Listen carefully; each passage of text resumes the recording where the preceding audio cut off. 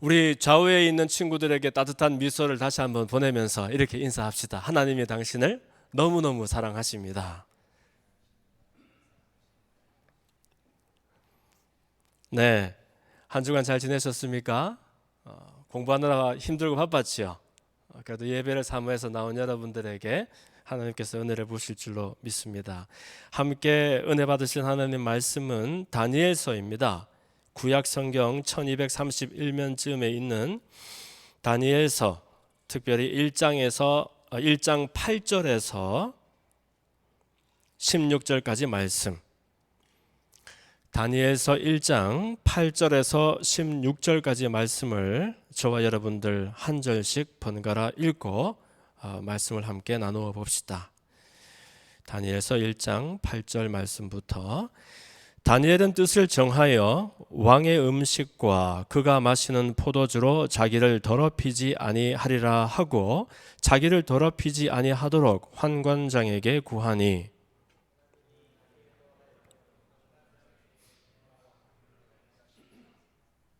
환관장이 다니엘에게 이르되 내가 내 주 왕을 두려워하노라.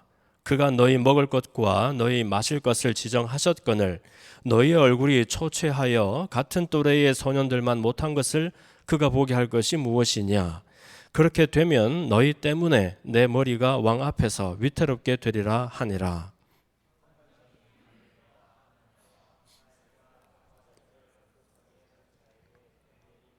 청하오니 당신의 종들을 열흘 동안 시험하여 채식을 주어 먹게 하고 물을 주어 마시게 한 후에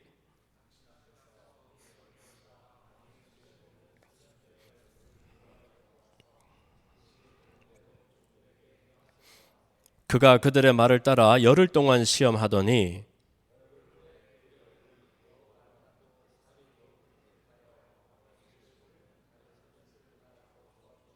함께 그리하여 감독하는 자가 그들에게 지정된 음식과 마실 포도주를 제하고 채식을 주니라.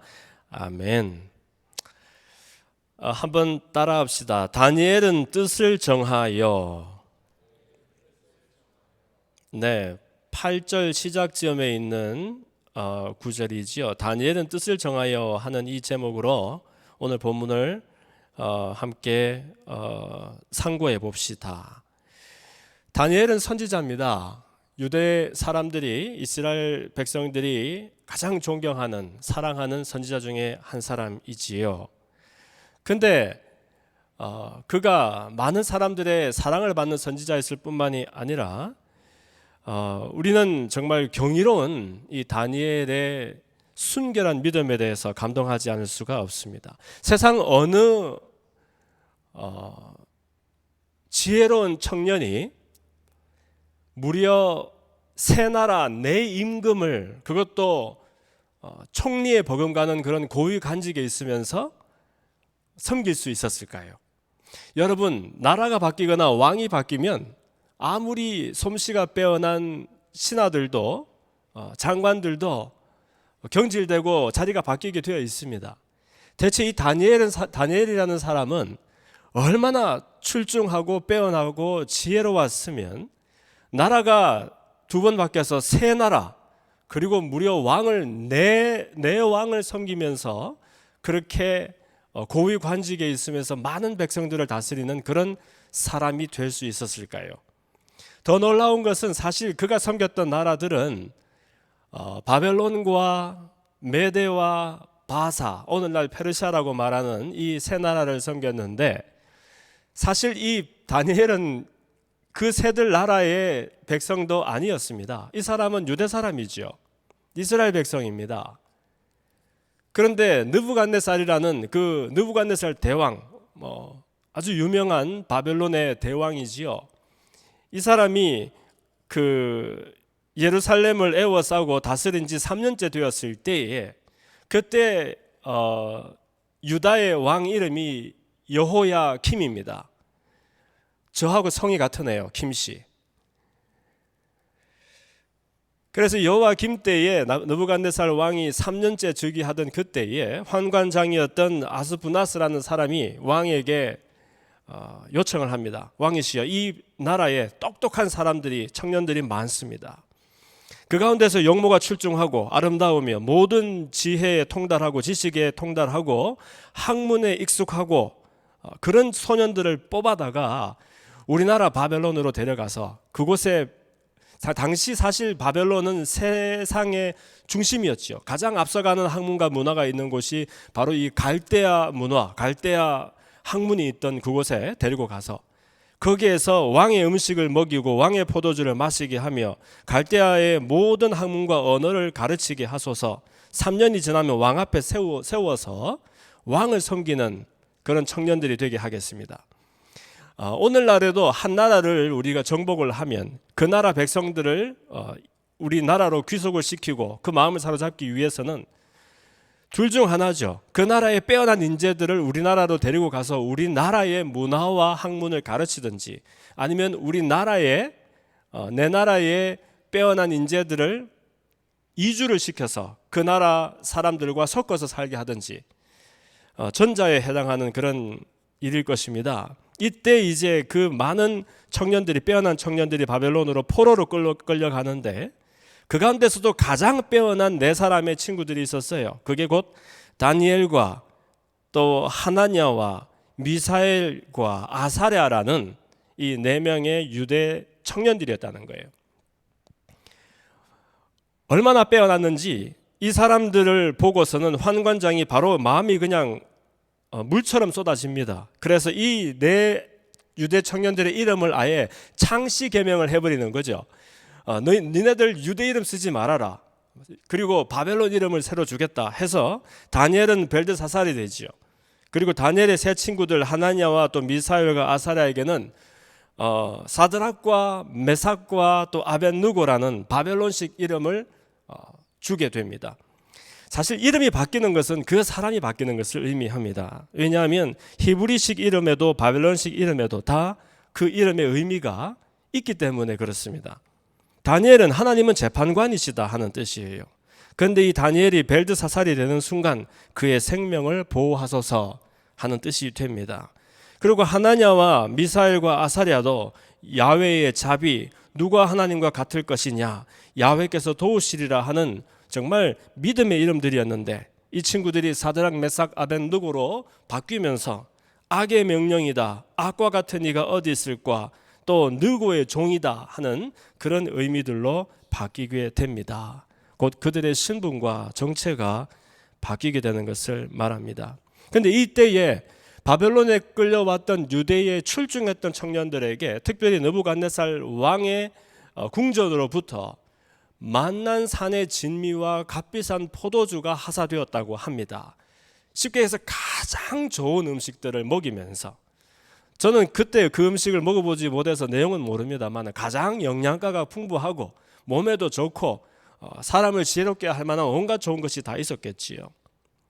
그렇게 해서 먹이며 갈대아의 학문을 가르치고 여러 가지 언어들을 배우게 했다고 합니다. 오늘날로 치면은 대학에도 있는 그 아주 특별한 그런 과정들을 말하는 거겠지요. 이때 8절 말씀에 다니엘은, 성경에서 기록하기를, 다니엘은 뜻을 정하여 왕의 음식과 그가 마시는 포도주로 자기를 더럽히지 아니하리라 하고, 이렇게 기록되어 있습니다. 여러분, 신약 성경에도 가면 사실 예수님께서도 말씀하시고 바울도 언급을 하지만 사람 입으로 들어가는 것이 그 사람을 더럽게 할 수 없다. 심지어 제사, 우상을 섬겼던 제사 음식이라 할지라도 그것이 사람을 넘어지게 하면 해로운 것이지만 그러나 그 음식 자체가 사람의 영혼을 어떻게 할 수 없다라고 말하고 있습니다. 그러나 다니엘은 그 뜻이 무엇인지 모르겠지만 뜻을 정하여 하는 것은 choose not to something인 거예요. 그렇죠? 그렇게 뭔가 뜻이 이유가 있어서 안 하기로 마음을 정했다 하는데 곧 왕의 궁전으로부터 내려오는 음식과 포도주에 입을 대지 않기로 결심했다 하는 것입니다. 설사 그 음식이 자기 영혼을 더럽히지 아니한다 할지라도 뜻을 정하여 그렇게 하지 아니하고 오히려 자기가 평생 섬기는 야훼 하나님의 신실하심과 능력을 이방 백성들 앞에 드러내 보이는 그런 아름다운 간증이 되기 위하여 뜻을 정해서 그렇게 했다는 겁니다. 문제는 이 청년들을 돌보던 황관장이 어려운 지경에 놓이게 된 건지요.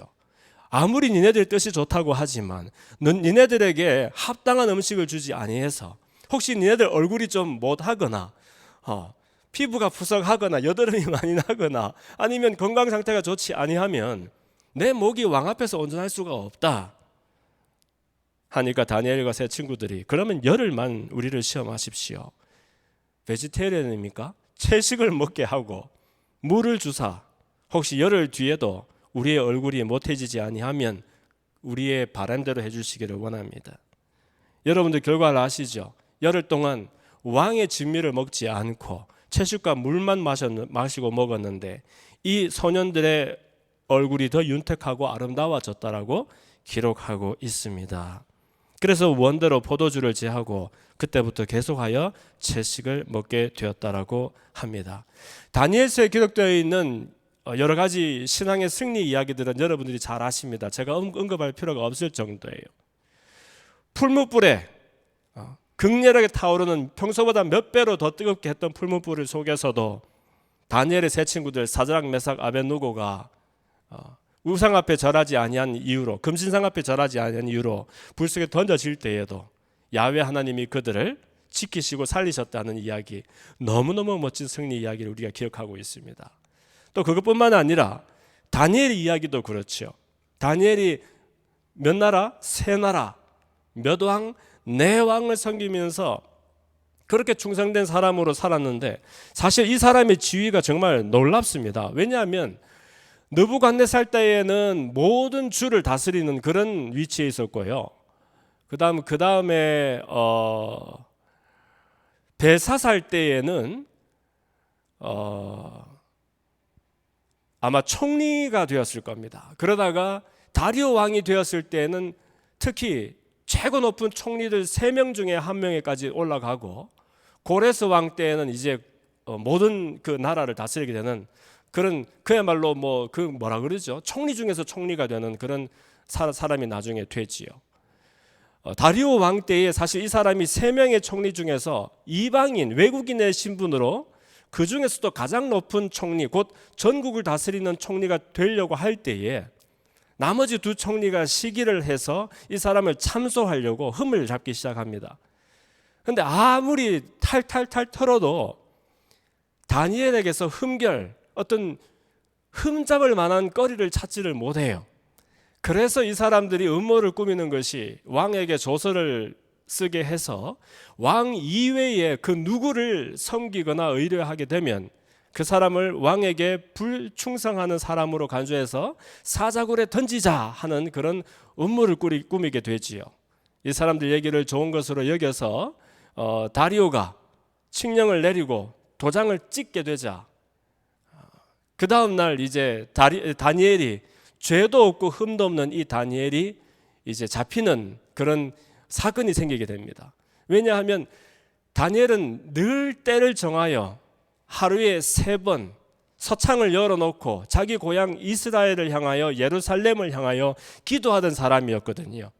그런데 왕이 내린 조서에 의하면 왕이 외에 그 누구에게도 기도하고 무릎 꿇고 섬기게 되면 사자굴에 던진다 했으니까 사실 총리쯤 되면은 자기 신상을 위해서라도 하지 말아야 할 일이었던 겁니다.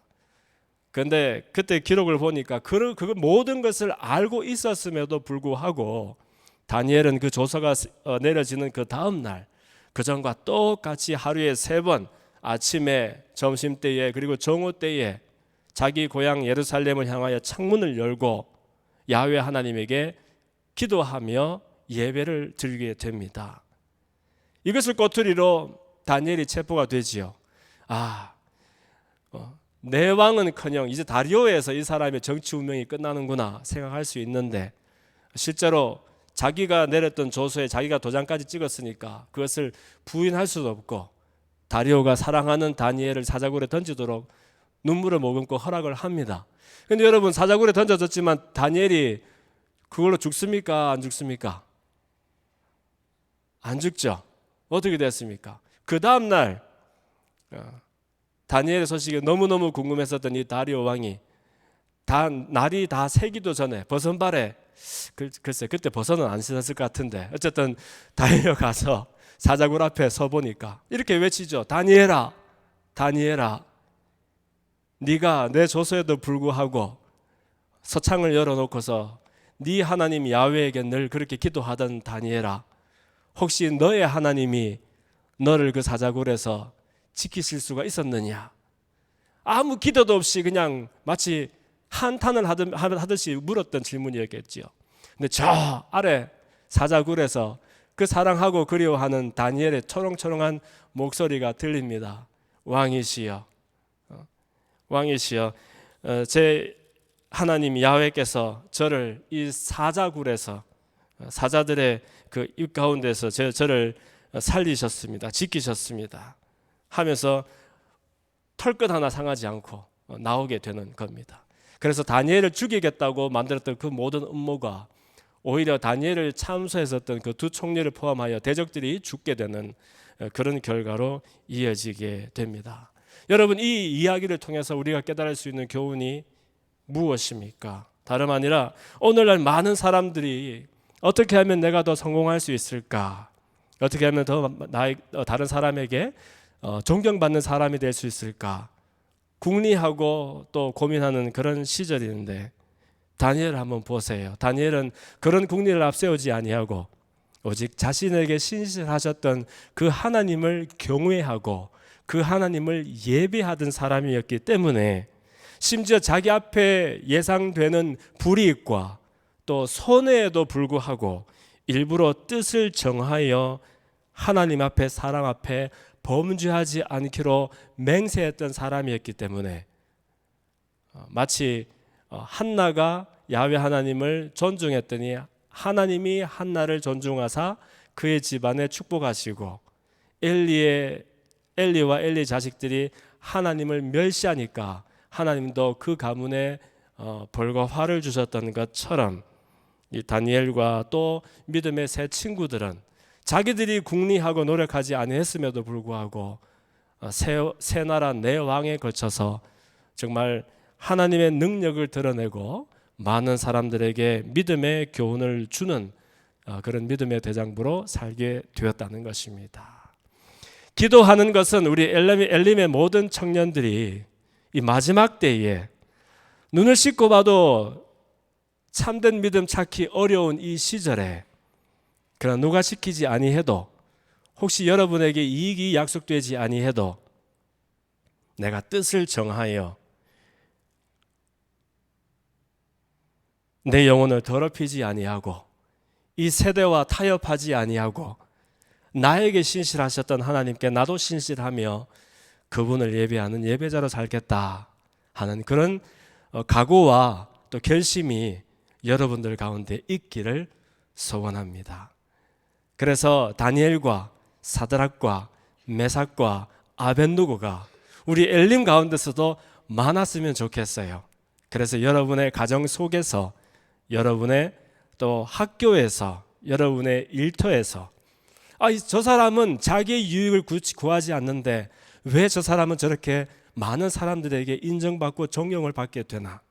왜 저 사람은 자기의 성공을 위해서 사사로이 자기 이익을 앞세우지 않는데 왜 하는 일들마다 하나님께서 복을 주시나 하는 그런 궁금함을 받게 되는, 또 여러분의 삶 그 자체가 하나님과 사람 앞에 아름다운 간증이 되어지는 그러한 삶을 다 살게 되시기를 주님 이름으로 축원합니다.